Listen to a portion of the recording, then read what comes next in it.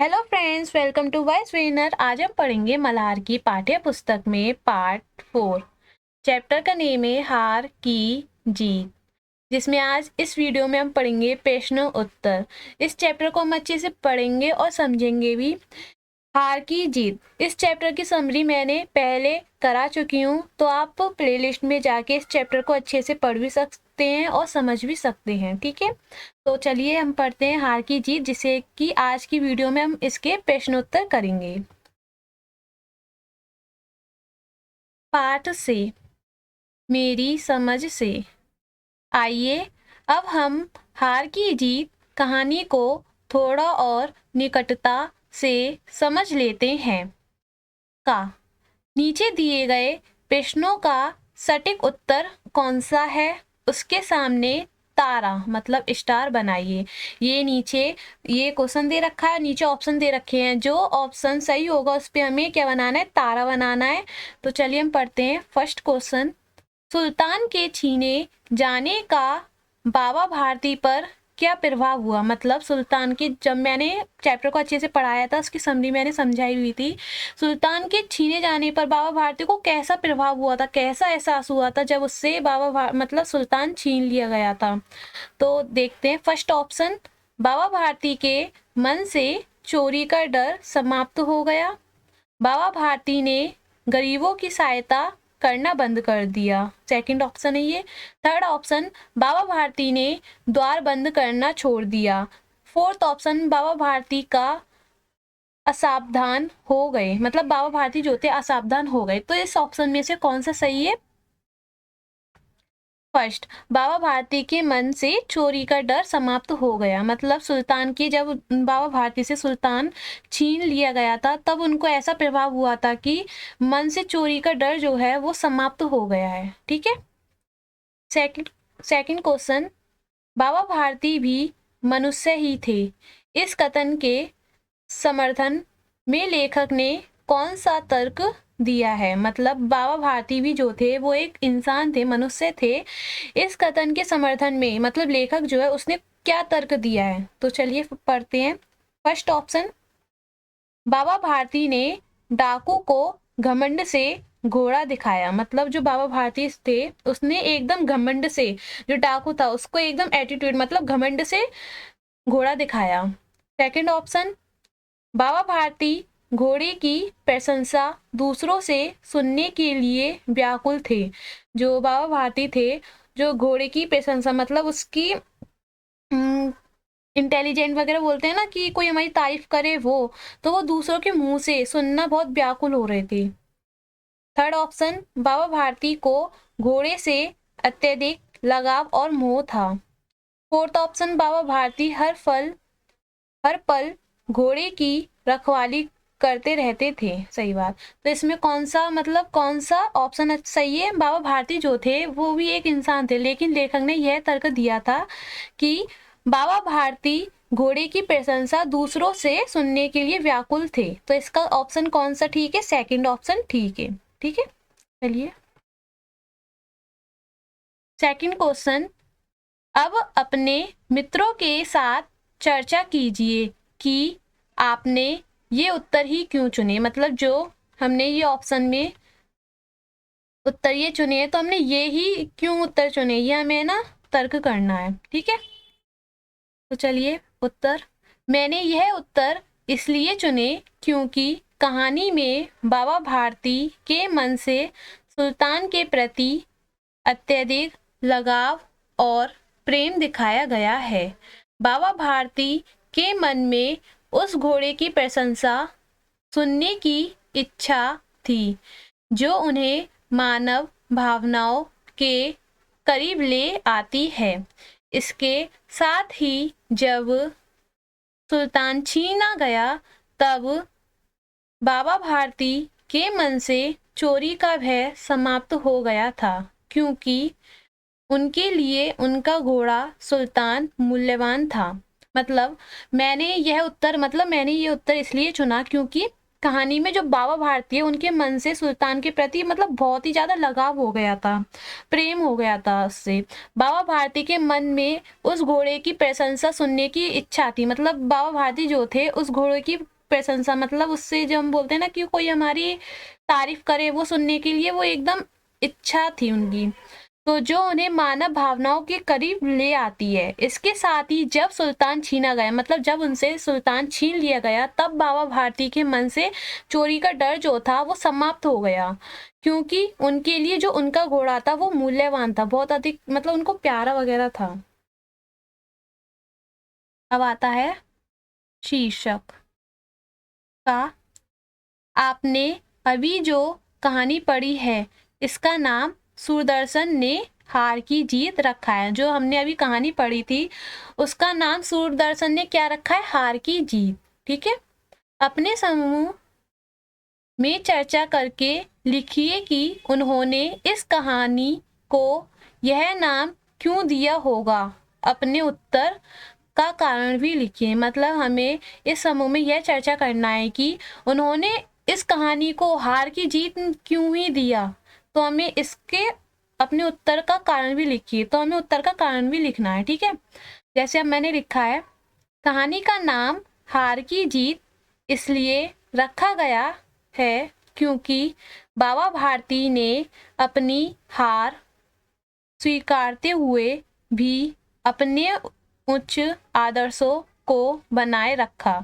मतलब बाबा भारती जो थे उनकी जो अपनी हार थी, उन्होंने अपनी हार स्वीकारते हुए अपने उच्च आदर्शों को बनाए रखा। जो उनके आदर्श वगैरह था उन्होंने बनाए रखा था जब वो हार गए थे।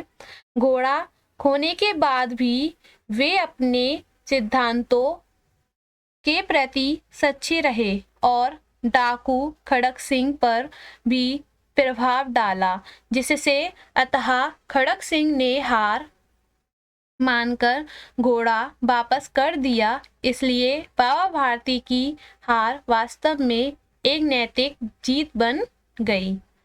तो इस आंसर में क्या है? कहानी की मतलब हार की जीत इसलिए रखा गया क्योंकि बाबा भारती ने अपनी हार स्वीकार कर ली थी कि उच्च आदर्शों को बनाए रखने के लिए उन्होंने हार स्वीकार कर ली थी कि उनको अब घोड़ा नहीं मिलने वाला है। तो घोड़ा खोने के, यहाँ पे घोड़ा आएगा, घा आएगा, सॉरी ये गलत हो गया। घोड़ा खोने के बाद भी वे अपने सिद्धांतों के प्रति सच्चे रहे। मतलब जब उनका घोड़ा खो गया था तब वे अपने सिद्धांतों के प्रति सच्चे रहे, झूठ नहीं बोला, एकदम सच्चे रहे थे। जो डाकू खड़क सिंह था उस पर भी प्रभाव नहीं डाला बिल्कुल भी, मतलब प्रभाव डाला था लेकिन ज्यादा नहीं, जिससे अतः खड़क सिंह ने हार मानकर घोड़ा वापस कर दिया, उनको घोड़ा वापस कर दिया। इसलिए बाबा भारती की हार वास्तव में एक नैतिक जीत बन गई। सेकंड क्वेश्चन, यदि आपको इस कहानी को कोई अन्य नाम देना हो तो क्या नाम देंगे? आपने यह नाम क्यों सोचा यह भी बताइए। मतलब अगर हमें इस कहानी को कोई दूसरा नाम भी देना हो तो हम क्या नाम देंगे, और आपने यह नाम क्यों दिया वो हमें सोचना है और यह भी बताना है, मतलब क्यों दिया। आंसर, यदि मुझे इस कहानी को कोई अन्य नाम देना होता तो मैं इसे सत्य की विजय नाम देता। इसका कारण यह है कि कहानी में बाबा भारती ने सत्य और विश्वास की रक्षा के लिए अपना सर्वोच्च प्रिय घोड़ा खो दिया, लेकिन अंततः सत्य की विजय हुई और खड़क सिंह को पश्चाताप हुआ। मैंने इस कहानी को क्या नाम दिया था? सत्य की विजय। क्यों?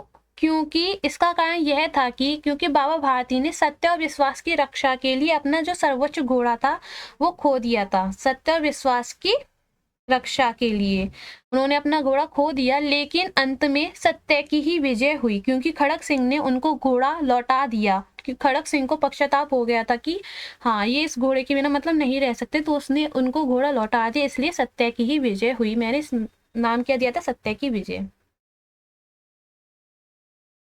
थर्ड क्वेश्चन, बाबा भारती ने डाकू खड़क सिंह से कौन सा वचन लिया? जो बाबा भारती थे उन्होंने डाकू खड़क सिंह से कौन सा वचन लिया था? चलिए पढ़ते हैं। बाबा भारती ने डाकू खड़क सिंह से वचन लिया कि वह इस घटना को किसी के सामने प्रकट नहीं करेगा। इसका कारण था कि बाबा भारती नहीं चाहते थे कि इस घटना से लोगों का गरीबों पर से विश्वास उठ जाए। मतलब बाबा भारती ने यह वचन लिया था कि तुम इस जो घटना हुई है, यह घटना तुम किसी के सामने नहीं प्रकट करोगे, मतलब किसी के सामने किसी को बताओगे भी नहीं, नहीं प्रकट करोगे। क्योंकि इसका रीजन यह था, बाबा भारती चाहते थे कि यह घटना जो हुई है लोगों का गरीबों पर विश्वास उठ जाएगा, इसलिए वो किसी के सामने इस घटना को प्रकट नहीं करना चाहते थे, इसलिए उन्होंने वचन लिया था। अगर आप चैप्टर को पूरा अच्छे से पढ़ोगे, उसकी समरी अच्छे से समझोगे, मैंने मतलब इस चैप्टर को मैं पढ़ा चुकी हूँ, आप प्लेलिस्ट में जाके पढ़ सकते हो, फिर आप क्वेश्चन खुद ही कर लोगे कि हाँ इजी है ये, तो ये क्वेश्चन मैं खुद दे सकती हूँ, मतलब सॉरी क्वेश्चन का आंसर मैं खुद दे सकती हूँ। ठीक है। पंक्तियों पर चर्चा। कहानी में से चुनकर कुछ वाक्य नीचे दिए गए हैं, इन्हें ध्यान से पढ़िए और इन पर विचार कीजिए। कहानी में कुछ वाक्य दिए रखे हैं, हमें इनको ध्यान से पढ़ना है और इन पर विचार भी करना है। आपको इनका क्या अर्थ समझ में आया और अपने विचार लिखिए। तो चलिए पढ़ते हैं।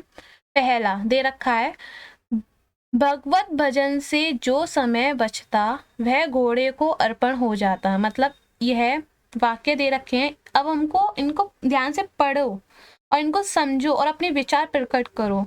तो भगवत भजन से जो समय बचता वह घोड़े को अर्पण हो जाता, तो इसका आंसर है, इसका अर्थ है कि बाबा भारती अपने ईश्वर की पूजा के बाद बचा हुआ सारा समय सुल्तान, एक मिनट सॉरी ये क्या हो गया, हाँ, सुल्तान घोड़े की देखभाल में लगाते थे। यह दिखाता है कि घोड़े के प्रति उनका गहरा प्रेम था। अब मैं इसको समझाती हूँ अच्छे से। भगवत भजन से जो समय बचता वह घोड़े को अर्पण हो जाता था। इसका अर्थ यह है कि जो बाबा भारती थे वो ईश्वर की पूजा के बाद अपना सारा समय जो उनको बचता था, मतलब उनका सारा समय जो बचता था वो पूरा सुल्तान घोड़े की देखभाल में लगा देते थे। और इससे यह भी प्रकट होता है कि वो घोड़े से कितना प्रेम करते हैं, कितना गहरा लगाव है उनको, यह सब होता है। ठीक है। सेकंड, बाबा ने घोड़ा दिखाया घमंड से, खड़क सिंह ने घोड़ा देखा आश्चर्य से। बाबा ने घोड़ा दिखाया था एकदम घमंड से कि ये देखो ये सुल्तान घोड़ा है, ये मेरा है।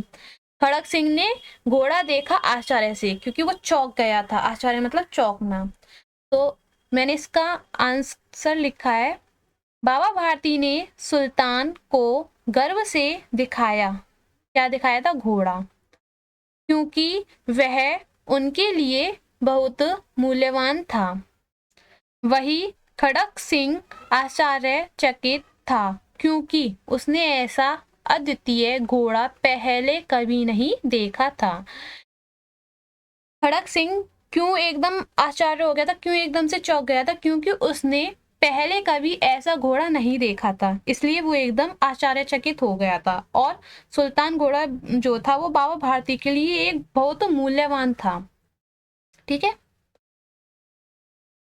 थर्ड, वह डाकू था और जो वस्तु उसे पसंद आ जाए उस पर अपना अधिकार समझता था। मतलब खड़क सिंह जो था वो एक डाकू था, उसे जो भी चीज पसंद आ जाती थी उस पर वो अपना अधिकार समझ लेता था कि अब ये चीज मेरी है तो मेरी है। तो इसका अर्थ है, खड़क सिंह एक डाकू था और उसे जो भी चीज पसंद आ जाती थी वह उसे अपना मान लेता था। यह उसकी मानसिकता को दर्शाता है कि वह किसी भी वस्तु को बलपूर्वक छीनने में संकोच नहीं करता था। मतलब खड़क सिंह जो था वो एक डाकू था, मैंने बताया ना वो एक डाकू था, और उसे जो भी चीज पसंद आ जाए वो उस पर अपना मान लेता था कि हाँ ये चीज मेरी है बस। यह उसकी जो थी मानसिकता को दर्शाता, मतलब एकदम जो उसकी मानसिकता उसको दर्शाता है कि वह किसी भी वस्तु को बलपूर्वक छीनने में संकोच नहीं करता था। मतलब बलपूर्वक मतलब अपना वो दिखाता था। डाकू मतलब डाकू लोग होते हैं ना, एकदम डरावने से सबको डरा डरा कर रखते हैं, अगर ये नहीं दे रहा तो उसको एकदम डरा दो फिर ये दे देगा, वैसे वो एकदम बलपूर्वक छीनने में संकोच नहीं करता था। ठीक है, अब फोर्थ, बाबा भारती ने निकट जाकर उसकी ओर ऐसी आंखों से देखा जैसे बकरा कसाई की ओर देखता है, और कहा यह घोड़ा तुम्हारा हो चुका है। मतलब बाबा भारती जो थे, निकट जाकर उसकी ओर ऐसे देखा जैसे कोई कसाई होता है ना बकरे को काटता है, वैसे वो देख रहा हो, मतलब बकरा कसाई की ओर देखता है ना, वैसे ही बाबा भारती देख रहे थे। यह घोड़ा, मतलब उन्होंने बोला यह घोड़ा तुम्हारा हो चुका है।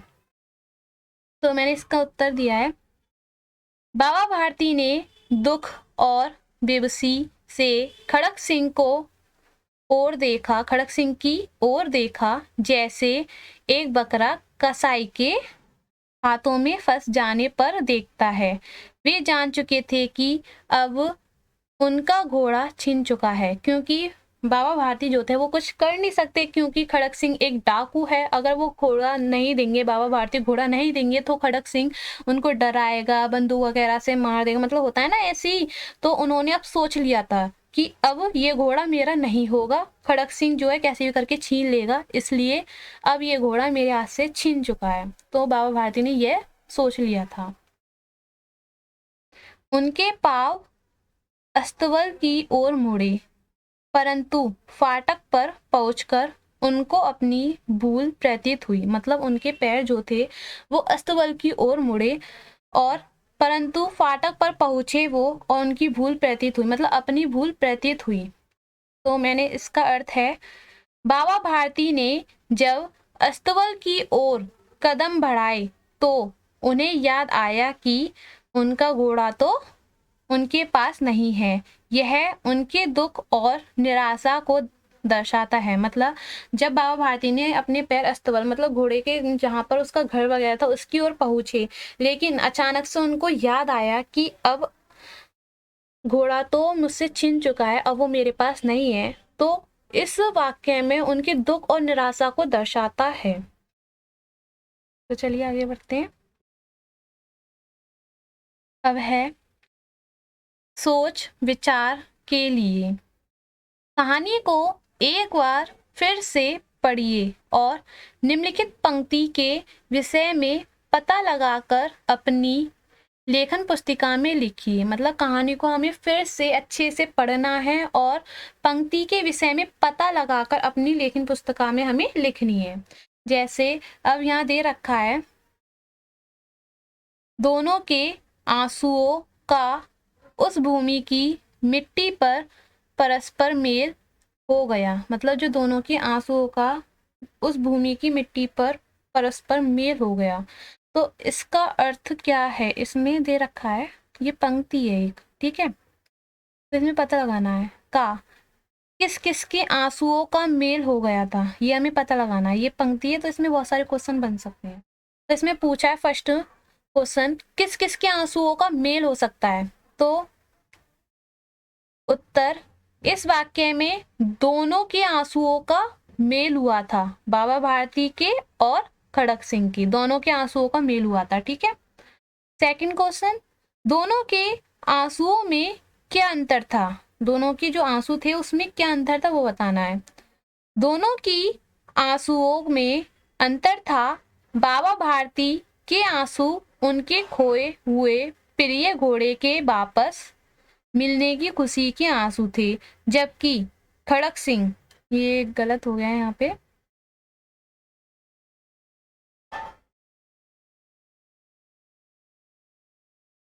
खड़क सिंह, ठीक है, ऐसे आएगा खड़क सिंह।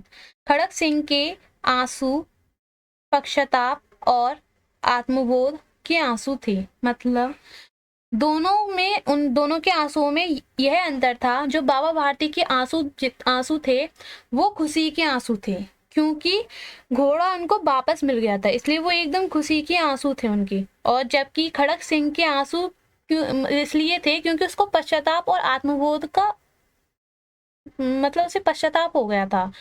तो उसके जो गम के आंसू थे, मतलब उसने ये है बाबा भारती के साथ अच्छा नहीं करा है, इसलिए उसको पश्चाताप हुआ कि नहीं, मुझे घोड़ा लौटाना चाहिए, यह सही नहीं है।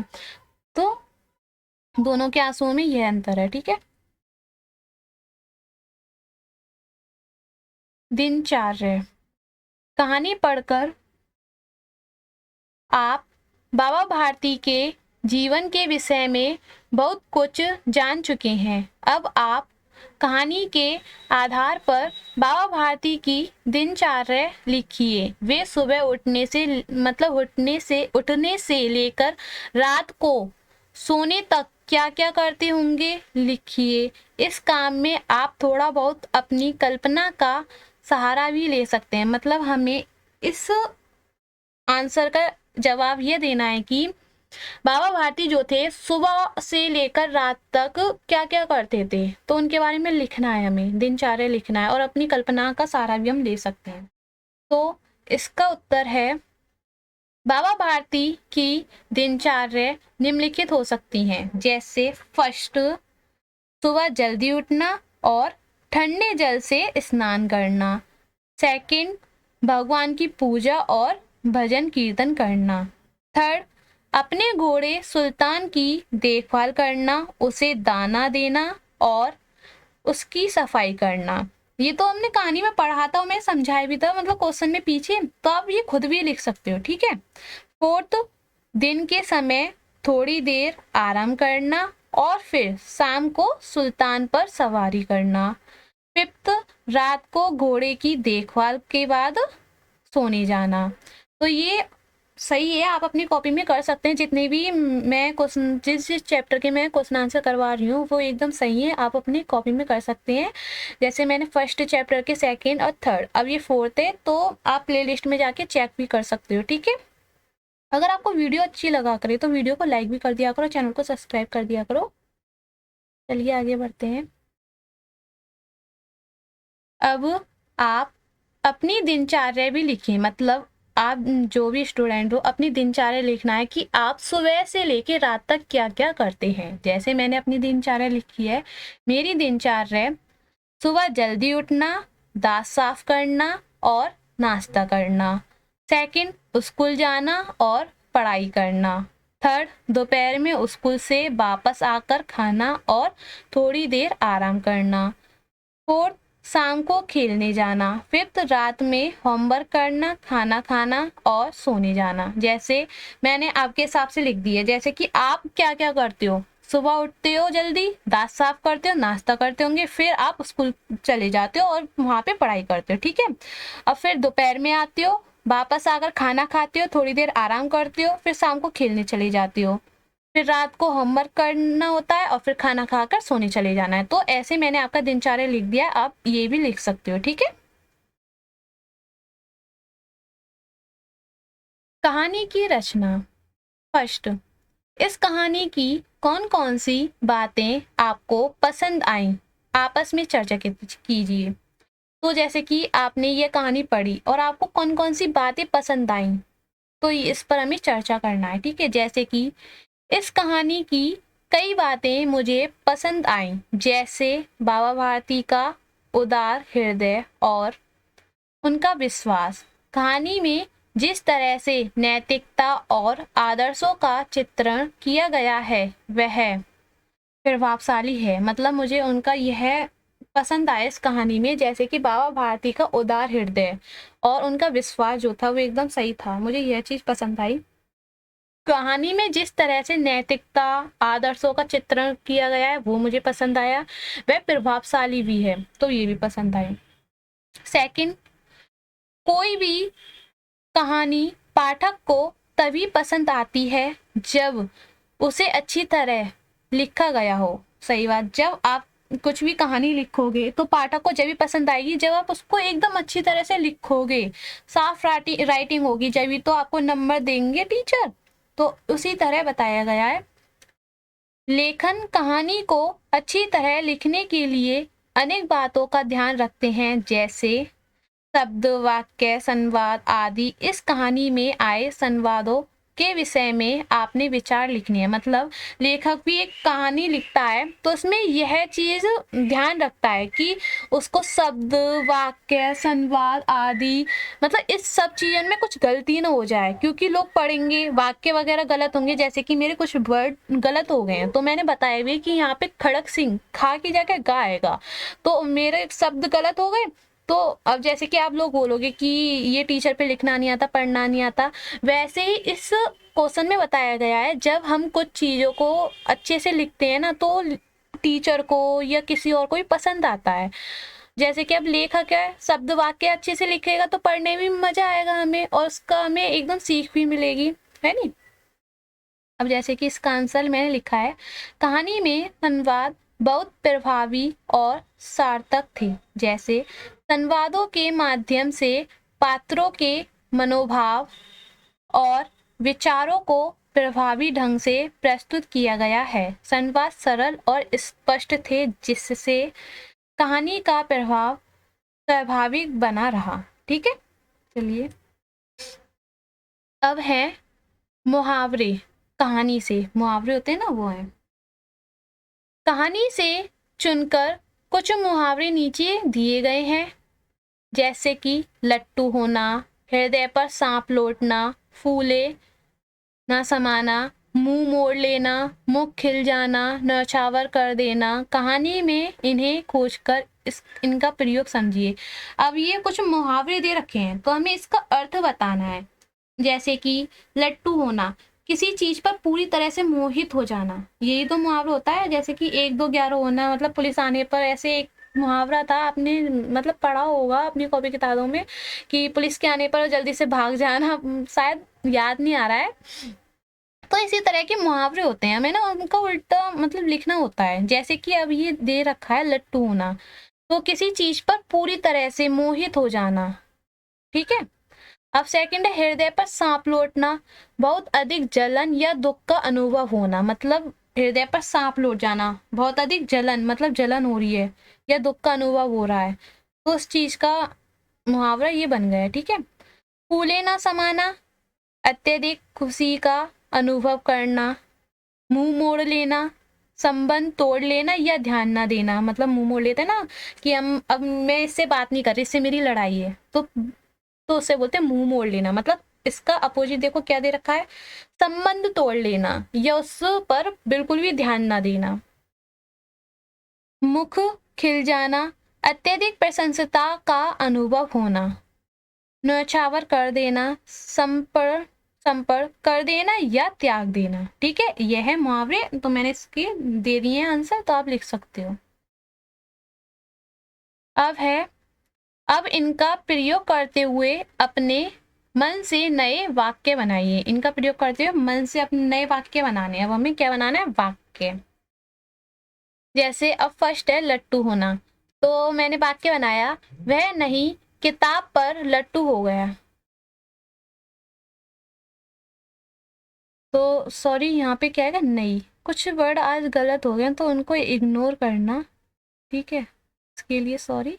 जैसे अब क्या आएगा, नहीं, तो वह नई किताब पर लट्टू हो गया और दिन रात उसे पढ़ता रहा। तो होता है ना, जैसे कि अब मान लो आपकी नई बुक आई, होता है ना, एक नई बुक आती है, एकदम अच्छी सी खुशी होती है हमें, और फिर हम दिन रात उसे देखते रहते हैं, पढ़ते रहते हैं। मुझे तो भाई बहुत खुशी होती है जब मेरी नई बुक आती थी, तो मुझे बहुत ही ज्यादा खुशी होती थी। मैं दिन रात कि हाँ यार ये तो अच्छी है, इसे पढ़ूंगी, ये भी अच्छी है, इसे पढ़ूंगी, ऐसे ही। तो लट्टू होना, नई किताब पर लट्टू हो जाना, फिर दिन रात उसे ही पढ़ना। ठीक है, हृदय पर सांप लौटना, जब उसे उसकी सफलता के बारे में बताया गया तो उसके दुश्मन के हृदय पर सांप लौट गए। जैसे अब आपकी किसी से लड़ाई है, ठीक है, तो आप ऐसे ही बोल सकते हैं, मतलब जैसे कि किसी से लड़ाई हो गई है नहीं, अब आपके नंबर ज्यादा आए, उसके कम आए, तो आप ऐसे ही बोल सकते हो जैसे कि किसी को पता ना चले कि ये मुझसे बोल रही है। हृदय पर सांप लौटना, लेकिन आपको तो इसका अर्थ पता है ना। जब उसे उसकी सफलता के बारे में बताया गया तो उसके दुश्मन जो थे हृदय पर सांप लौट गए, मतलब उनको जलन हो गई थी कि इसके अच्छे नंबर कैसे आ गए। ठीक है, इस तरीके से भी आप याद कर सकते हो। फूले ना समाना, पुरस्कार जीतने के बाद वह खुशी से फूले ना समाया। जब पुरस्कार उसको मिला, उसको इतनी खुशी हुई कि वो फूले ही ना समाया। मुंह मोड़ लेना, जब उसने मेरी मदद नहीं की तो मैंने उससे मुंह मोड़ लिया। अब जैसे कि अब कोई आपका दोस्त है, उसने आपकी मदद नहीं की तो आपने उससे क्या करा, मुंह मोड़ लिया, उससे बात नहीं की, या उसको बिल्कुल ही इस पर ध्यान देना बंद कर दिया। अब है मुख खिल जाना, उसके अच्छे प्रदर्शन से शिक्षक का मुख खिल गया। मतलब किसी शिक्षक ने इतना अच्छा करा तो उसके प्रदर्शन से, स्टूडेंट ने कुछ इतना अच्छा करा तो शिक्षक जो था उनके मुंह पर मुख खिल गया। न्यौछावर कर देना, माँ ने अपने बच्चों पर सब कुछ न्यौछावर कर दिया। न्यौछावर कर दिया मतलब माँ जो होती है अपने बच्चों पर सब कुछ न्यौछावर कर देती है, तो इसका आप ऐसे भी याद कर सकते हो, न्यौछावर कर देना। जैसे कि मेरी माँ ने मुझ पर सब कुछ न्यौछावर कर दिया। ठीक है, मैंने आपको बता भी दिया याद कैसे करना है। चलिए आगे बढ़ते हैं। अब आया है कैसे कैसे पात्र।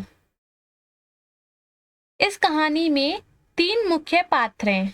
ठीक है, पहला बाबा भारती, दूसरा डाकू खड़क सिंह और तीसरा सुल्तान घोड़ा। तो इनके गुणों को बताने वाले शब्दों से दिए गए शब्द चित्रों को पूरा कीजिए। मतलब ये 3 जो हैं एक मुख्य पात्र हैं, तो नीचे गुणों को बताने के लिए मतलब ये दे रखी है कुछ एक्टिविटी। अब चित्रों मतलब ये इन चित्रों में हमें कुछ शब्द लिखने हैं पूरा करने के लिए। जैसे कि यहाँ पे बाबा भारती के बारे में लिखना है, तो जैसे कि बाबा भारती दयालु है, और क्या क्या है, सहनशील है, थर्ड उदार है, फोर्थ धार्मिक है, प्रेमी है और ईमानदार है। तो बाबा भारती के बारे में हमने लिख दिया, दयालु है, सहनशील है, उदार और धार्मिक है, प्रेमी है और ईमानदार भी है। ठीक है, अब हम पढ़ेंगे डाकू खड़क सिंह के बारे में। जैसे अब डाकू खड़क सिंह के बारे में दे रखा है बाहुबली। बाहुबली है डाकू खड़क सिंह, मान ही सकते आप लोग। निर्दयी है डाकू खड़क सिंह, कपटी है, पक्षतापी है, चालाक, क्रूर। तो ये डाकू खड़क सिंह के बारे में लिख दिया है। ठीक है, अब लिखेंगे सुल्तान घोड़ा के बारे में।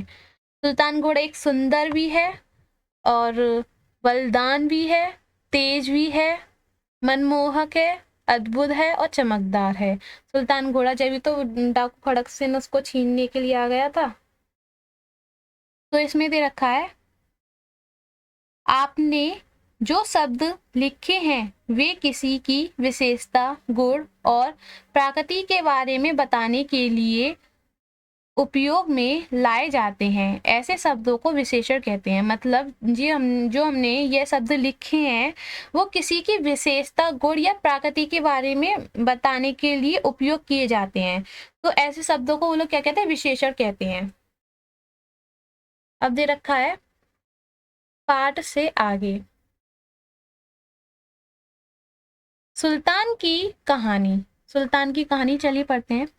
मान लीजिए यह कहानी सुल्तान सुन रहा है। ठीक है, मान लो कि यह कहानी कौन सुन रहा है, सुल्तान सुन रहा है। तो तब कहानी कैसे आगे बढ़ती, स्वयं को सुल्तान के स्थान पर रखकर कहानी बनाइए। जैसे कि अब मान लो आप इस वीडियो को देख रहे हो, अब मान लो सुल्तान हो, तो इस कहानी कैसे आगे बढ़ती, मतलब यह कहानी जो है वो कैसे आगे बढ़ती। स्वयं को आप सुल्तान ही मान लो। तो देखते हैं संकेत।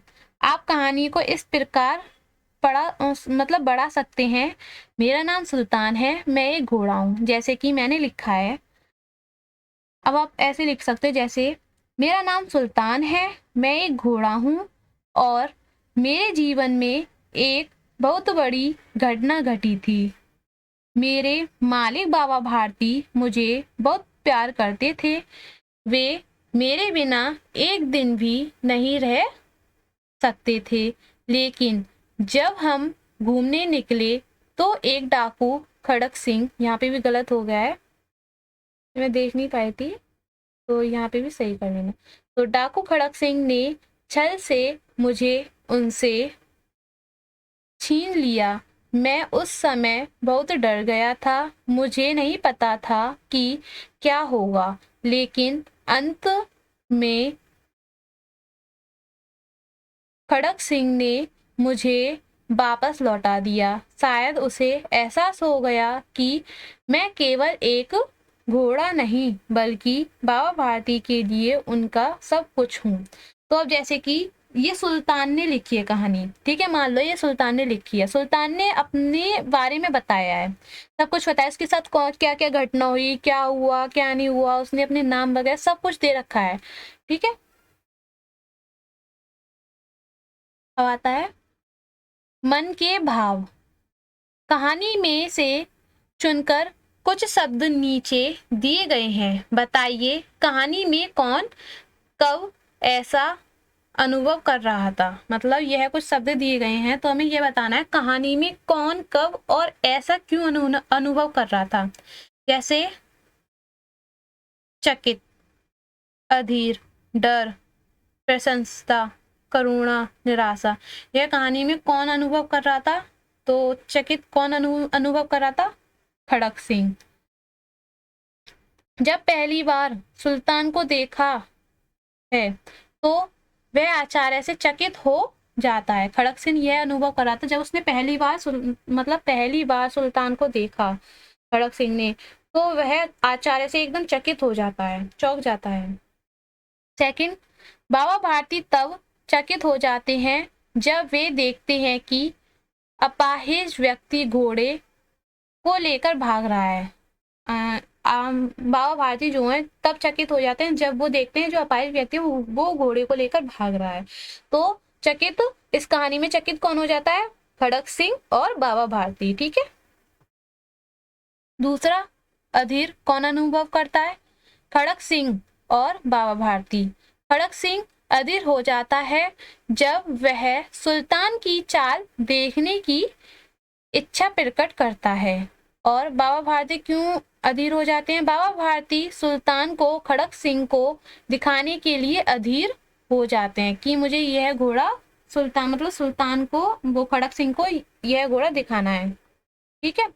डर, डर कौन जाता है? बाबा भारती डर जाते हैं। बाबा भारती तब डरते हैं जब खड़क सिंह उन्हें बताता है कि वह घोड़ा छीन लेगा। जब बाबा भारती डर जाते हैं जब खड़क सिंह ने बोल दिया था कि अब तो यह घोड़ा छीन लूंगा मैं। प्रशंसा कौन हो जाता है? बाबा भारती। बाबा भारती प्रसन्न होते हैं जब वह सुल्तान की पीठ पर सवार होकर घूमने जा रहे होते हैं, ठीक है। जब वो प्रसन्न हो जाते हैं, खुश हो जाते हैं। जब बाबा भारती को अपना घोड़ा वापस मिलता है तब प्रसन्न हो जाते हैं। एक कब होते हैं प्रसन्न? जब वो सुल्तान की पीठ पर सवार होकर घूमने के लिए जाते हैं तब वो प्रसन्न होते हैं। और सेकंड जब प्रसन्न होते हैं जब उनको उनका घोड़ा वापस मिल जाता है, ठीक है। करुणा, बाबा भारती के मन में करुणा आती है जब वह अपाहिज व्यक्ति को देखता है और उसकी मदद करने के लिए तैयार हो जाते हैं, तब करुणा आती है, ठीक है। निराशा, बाबा भारती निराश हो जाते हैं जब घोड़ा उनके हाथ से छीन जाता है और वे उससे रोक नहीं पाते हैं, तब वो एकदम उदास हो जाते हैं, मतलब निराश हो जाते हैं। घोड़े की चोरी के बाद बाबा भारती सेकंड बार जब निराश होते हैं, जब चोरी के बाद बाबा भारती निराश हो जाते हैं जब वे घोड़ा वापस नहीं मिलने की संभावना पर सोचते हैं। जब अब उनको निराश जब होते हैं तब अब उनको नहीं लग रहा कि घोड़ा मुझे वापस नहीं करेगा खड़क सिंह, तब वो निराश हो जाते हैं, उन्होंने संभावना छोड़ दी थी। सेकंड क्वेश्चन क्या है? आप उपयुक्त भावों को कब कब अनुभव करते हैं? लिखिए। मतलब जब उपयुक्त भावों को हम कब कब अनुभव करते हैं वो लिखना है।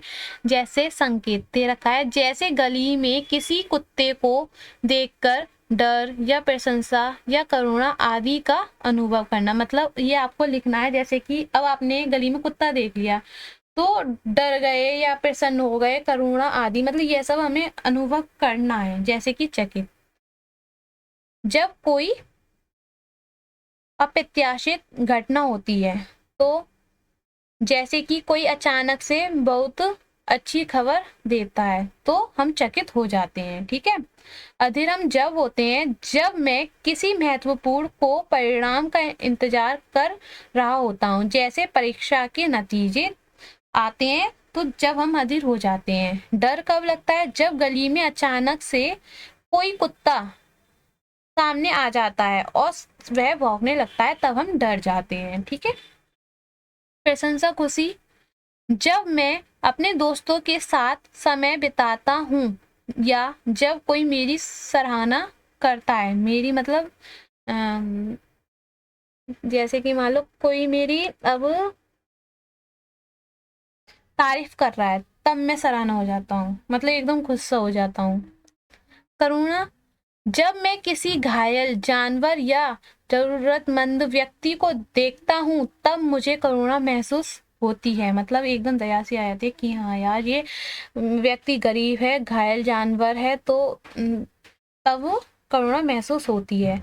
निराशा, जब मेरी कड़ी मेहनत के बावजूद भी मैं किसी प्रतियोगिता में सफल नहीं हो पाता हूँ तब निराशा महसूस होती है, मतलब दुख सा महसूस होता है। जब हम मतलब अब हमने कुछ किसी परीक्षा में इतनी मेहनत की, अब हम उस परीक्षा को नहीं दे पाए तो कितना दुख होता है ना, तो वैसे ही तब महसूस करते हैं। ठीक है।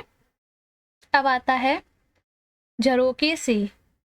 आप जानते ही हैं कि लेखक सूरदर्शन ने अनेक कविताएं भी लिखी हैं। आइए उनकी लिखी एक कविता पढ़ें। जैसे कि यह उन्होंने एक कविता लिखी है, वह चली हवा, वह चली हवा, वह चली हवा, ना तू देखे ना मैं देखूं, वह चली हवा, वह चली हवा, पर पत्तों ने तो देख लिया, वरना वे खुशी मानते क्यों, वह चली हवा, वह चली हवा। कैसे है? दोबारा पढ़ते हैं। वह चली हवा, वह चली हवा, ना तू देखे ना मैं देखूं, पर पत्तों ने तो देख लिया, वरना वे खुशी मानते क्यों, वह चली हवा, वह चली हवा। तो यह किसने लिखी है कविता? सूरदर्शन ने। ठीक है। पढ़ना बहुत अच्छी है। तो ये दे रखा है साची समझ। आपको इस कविता में क्या अच्छा लगा? आपस में चर्चा कीजिए और अपनी लेखन पुस्तिका में लिखिए। मतलब जो यह कविता है इसमें आपको क्या अच्छा लगा, तो हमें ये चर्चा करना और लिखना भी है। तो मैंने सूरदर्शन की कविता वह चली हवा में सफलता और सहजता से प्राकृतिक सौंदर्य का वर्णन किया गया है। इसमें हवा के हल्की फुल्की स्पर्श महसूस करते हुए पत्तों की खुशी को दिखाया गया है। यह कविता बताती है कि कैसे प्राकृतिक घटनाएं हमारी नज़रों से छिपी होती हैं, लेकिन उनका प्रभाव हमें और हमारे आसपास की चीज़ों को महसूस होता है। कविता की सरल भाषा और विचारशीलता इसे और भी आकर्षक बनाती है। इसमें हवा का अनदेखा रहना और फिर भी उसका प्रभाव जो पत्तों की खुशी से झलकता है, बहुत सुंदर तरीके से प्रस्तुत किया गया है। इस कविता का सबसे अच्छा पहलू यह है कि यह हमें जीवन की छोटी छोटी चीजों में आनंद ढूंढने की प्रेरणा देती है। ठीक है। चलिए अब आगे बढ़ते हैं। अब है खोजबीन के लिए। सूरदर्शन की कुछ अन्य रचनाएं पुस्तक में दिए गए QR कोड या इंटरनेट या पुस्तकालय की सहायता से पढ़ें, देखें व समझें। मतलब सूरदर्शन की कुछ रचनाएं हैं या पुस्तक हैं, उसमें हमें QR कोड की सहायता या इंटरनेट या पुस्तकालय की सहायता से पढ़ना है और समझना है। तो यह क्वेश्चन आप स्वयं करेंगे। तो इस चैप्टर को मतलब ये कहानी जो है हार की जीत बहुत ही अच्छी है। आप इसको एक बार अच्छे से पढ़ो, ध्यान से समझो, तो आप इसके आंसर, क्वेश्चन आंसर के आंसर आप खुद दे सकते हो। तो मैंने भी पढ़ी है, बहुत अच्छी कहानी है, आप भी पढ़िए। ठीक है। इस चैप्टर को हम यहीं खत्म करते हैं अब। चलिए।